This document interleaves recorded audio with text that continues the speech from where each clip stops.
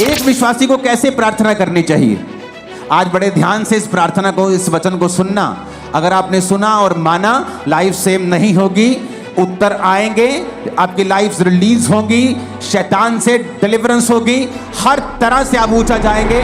जो मैंने अपनी मसीह लाइफ में देखा है, मैं आपको उस एक्सपीरियंस से और वचन से आपको बताता हूं प्रार्थना कैसे करनी चाहिए। आपको दिन में सुबह प्रार्थना करनी चाहिए, आपकी पर्सनल प्रेयर। सुबह जब प्रार्थना करो तो मैं लिखे हुए पॉइंट्स के साथ प्रार्थना करता हूं। मुझे ये चाहिए, वो पॉइंट लिखना, उस पॉइंट के हिसाब से वचन निकालना और प्रभु को कहना, प्रभु तेरे वचन में लिखा हुआ है, इस वचन को परमेश्वर मेरी लाइफ में पूरा कर। वचन के साथ 15 मिनट के लिए लास्ट प्रार्थना करना, वचन से परमेश्वर को याद करवाना। अगर आपको कोई सीरियस प्रॉब्लम है तो उसके बाद आप शाम को प्रार्थना करें फिर 1.5 घंटा, और उसके बाद सेम वही प्रार्थना रात को करें 1.5 घंटा। अगर आप ठीक हैं, आपकी लाइफ में ओके है, आप ब्लेस्ड हैं, आप 1 घंटा 1 घंटा 1 घंटा आप 3 बार प्रार्थना करें रोज। मैं रोज रात को प्रार्थना करता हूं, लेकिन रोज फुल नाइट प्रेयर नहीं करता हूं। मैं रोज सुबह प्रार्थना करता हूं, रोज रात को प्रार्थना करता हूं, शाम को भी हम फैमिली प्रार्थना करते हैं। तो क्या मैं इनफ प्रार्थना कर रहा हूं? तो ये बेस्ट है कि अगर आप 1+1+1 प्रार्थना करें। अगर आप 1 घंटा प्रार्थना करने के लिए बैठे हैं सुबह 1.5 घंटा, तो आधा पौना घंटा आप प्रार्थना करें, प्रभु से अपने वर्शिप करें, उसका थैंक्स करें। बाइबल कहती है प्रभु यीशु मसीह ने सारी रात प्रार्थना की, क्योंकि दिन को परमेश्वर को चेलों को चुनना था, एक इंपॉर्टेंट काम परमेश्वर ने करना था। तो परमेश्वर जानते थे कि उसके जाने के बाद वो चेले काम करेंगे। तो परमेश्वर ये जानते थे कि मैं चर्च को कमजोर लीडर ना दूं, डाइवर्टेड लीडर ना दे दूं, गलत अगुवे ना दे दूं। तो परमेश्वर ने अपने डिसीजन को सही करने के लिए सारी रात प्रार्थना की। लेकिन आज कितने विश्वासी हैं जो अपनी लाइफ के इंपॉर्टेंट डिसीजंस लेने हो तो वो प्रार्थना के साथ जाते हैं। आपके बच्चों को कौन से स्कूल में डालना है, ये प्रार्थना का विषय है। आपको किस जगह पर कैसे सेवकाई करनी है, प्रार्थना का विषय है। इस सेवकाई को शुरू करने से पहले मैं लंबी लंबी रातों प्रार्थनाओं में रहा हूं कि मुझे किस तरह से शुरुआत करनी है, कहां करनी है, मुझे कुछ मालूम नहीं था। बाइबल कहती है प्रार्थना छुटकारे को लेके आती है, लेकिन आज कितने विश्वासी हैं जो प्रार्थना करते हैं? बहुत लोग ये जानते हैं कि प्रार्थना करने से वो छूट जाएंगे, लेकिन जब भी वो प्रार्थना करने के लिए बैठते हैं, शैतान पूरी तरह से उन पे फाइट करता है। आपको जब प्रार्थना करने का समय होता है, हर तरह के नेगेटिव ख्याल आपके मन में आता है, हर तरह का अविश्वास आपके मन में आता है। तो मैं भी ये क्वेश्चन करना चाहता हूं कि जब आप प्रार्थना करने के लिए बैठते हैं तभी ऐसा क्यों होता है? आप टीवी देखने के लिए बैठते तब ऐसा क्यों नहीं होता? जब आप प्रार्थना करने के लिए बैठते हैं तभी अविश्वास मन में क्यों आता है? तभी शैतान मन में क्यों आता है? तभी नेगेटिव बात मन में क्यों आती है? तभी पाप मन में क्यों आता है? क्योंकि शैतान को मालूम है प्रेयर में छुटकारा है।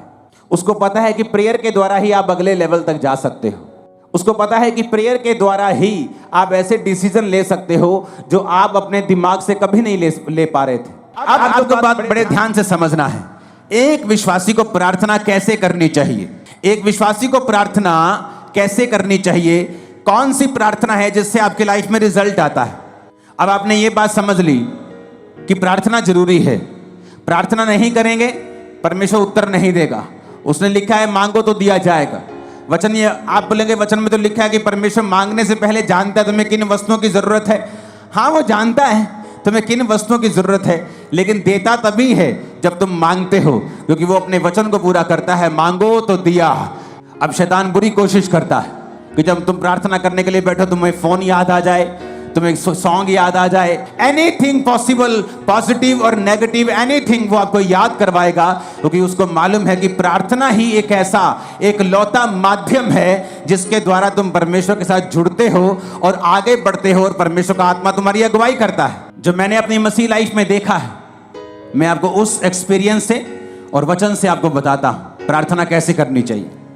आपको दिन में सुबह प्रार्थना करनी चाहिए, आपकी पर्सनल प्रेयर, जिसमें आप सिर्फ अपने लिए, अपने परिवार के लिए, अपने काम के लिए, अगर आप पास्टर हैं तो अपनी सेवकाई के लिए आप प्रार्थना करते हैं। अगर आप सुबह 1.5 घंटा प्रार्थना करने के लिए बैठे हैं, क्योंकि उसके बाद आपको काम पे निकलना है, तो आपको पौना घंटा प्रार्थना करनी है, 45 मिनट। आधा घंटा आप वचन पढ़ें और बाकी का 15 मिनट आप वचन को खोलें और अपनी लाइफ के मुताबिक मान लीजिए एक विश्वासी बीमार है, वो नीति वचन को निकाले 3 को, वो यशाया 54 को, वो भजन संहिता 103 को, वो इस तरह के वचन निकाले जहां परमेश्वर ने आपको शारीरिक चंगाई की वायदा किया है।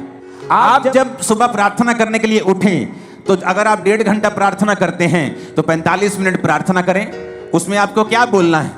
आप कुछ भी बोलें, वो परमेश्वर है, वो कोई बाबा नहीं है कि आप एक वर्ड थोड़ा इधर उधर बोल देंगे तो वो आपकी जान ले लेगा या आपको श्रापित कर देगा। एक छोटा बच्चा जब अपनी माँ के पास आता है और 1 साल का होता है और बोलता नहीं पूरा, या मामा मामा जा जा ऐसे करता है, तो उसकी माँ उस गुस्सा नहीं करती।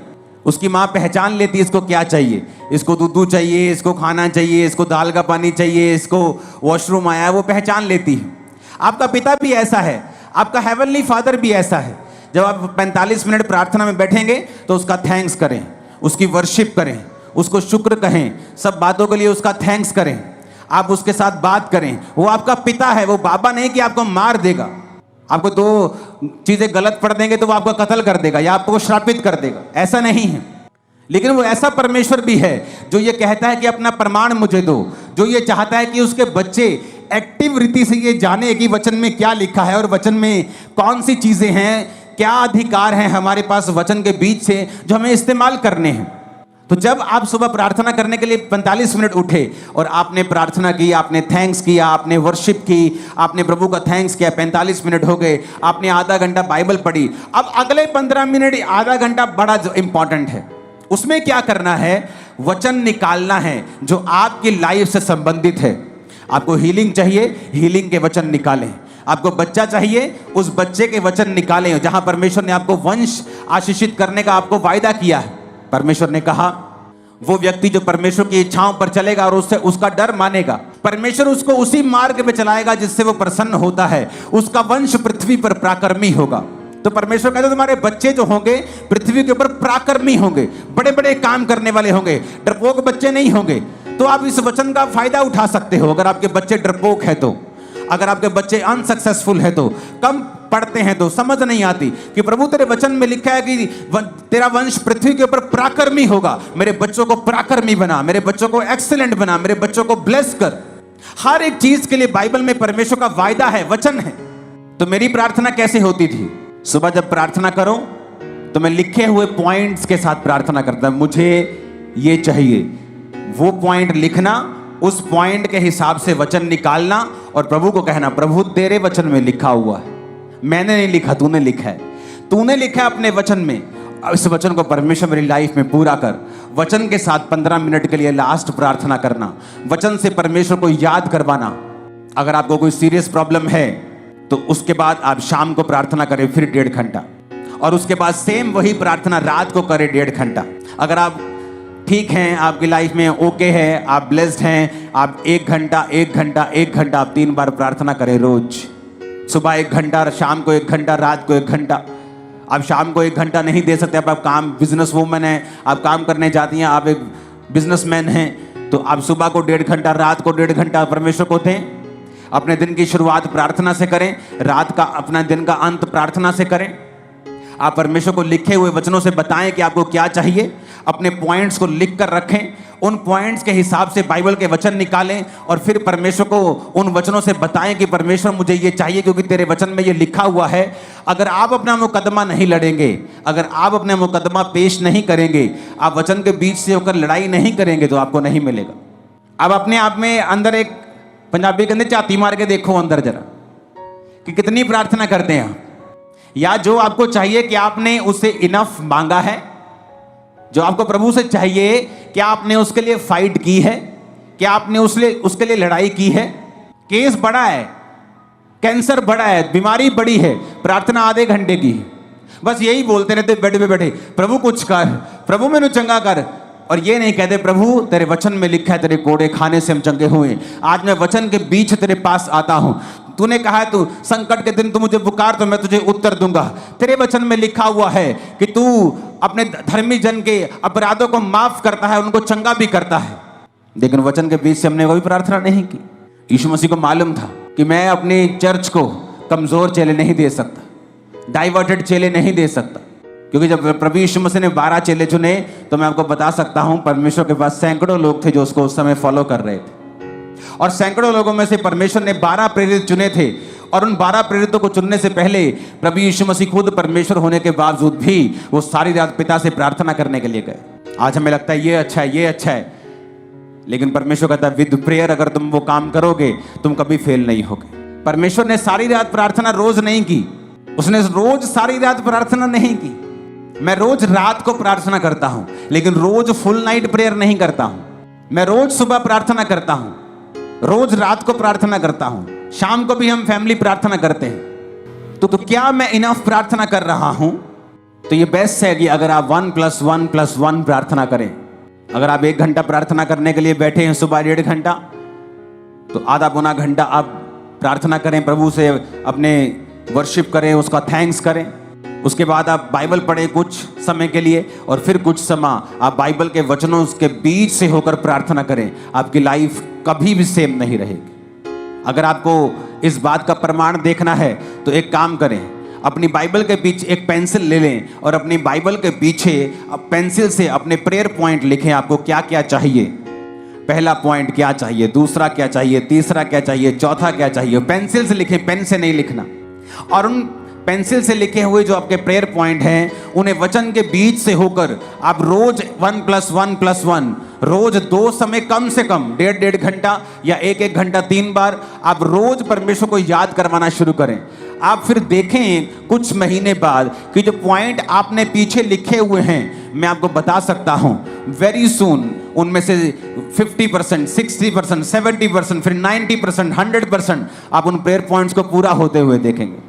आप देखेंगे कोई रह ही नहीं गया, आप आगे ऐड करते जाएंगे, वो नए होते जाएंगे। लेकिन जो आपने पुराने ऐड किए होंगे आप देखेंगे कि किस तरह से परमेश्वर ने आपकी लाइफ में वो काम किया।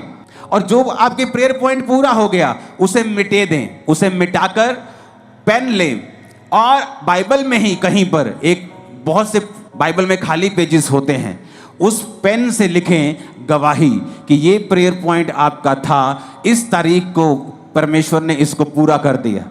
जो प्रेयर पॉइंट पूरा होता जाए बाइबल के पीछे पेन से लिखते जाएं। आप हैरान हो जाएंगे इस प्रार्थना को करने के बाद, इस तरह की प्रार्थना को करने के बाद जब आप 1 साल के बाद अपनी बाइबल देखेंगे तो आपके नीले पॉइंट ज्यादा होंगे और काले वाले कम होंगे। हालेलुया, प्रेज़ द लॉर्ड सभी को। दोस्तों, जैसा आपने सुना परमेश्वर के दास अपोस्टल अंकुर जी के द्वारा कि हमें प्रार्थना कैसे करनी चाहिए, कितनी करनी चाहिए और किस तरह करनी चाहिए, तो हमारे विश्वास है कि आपने आज इस वीडियो द्वारा प्रार्थना करना सीखा होगा। और आप जब फिर से प्रार्थना करेंगे आज के बाद, तो आप ऐसे प्रार्थना करेंगे और आपकी प्रार्थना का उत्तर जल्द से जल्द परमेश्वर देगा। हमारे विश्वास है कि आप इसमें तो ब्लेस होंगे। अगर आपने इस वीडियो द्वारा थोड़ी सी ब्लेसिंग पाई होगी तो आप ज़रूर इस वीडियो को शेयर करें और लाइक कर दें। अगर वीडियो अच्छी लगी तो वीडियो को लाइक कर दें। और ऐसी और नई वीडियो देखने के लिए, ब्लेस वीडियो देखने के लिए आप हमारे चैनल लाइफ गाइड को सब्सक्राइब कर सकते हैं। सबको जय मसीह, गॉड ब्लेस यू। मिलते हैं नेक्स्ट ब्लेस वीडियो के अंदर। जिंदगी बदल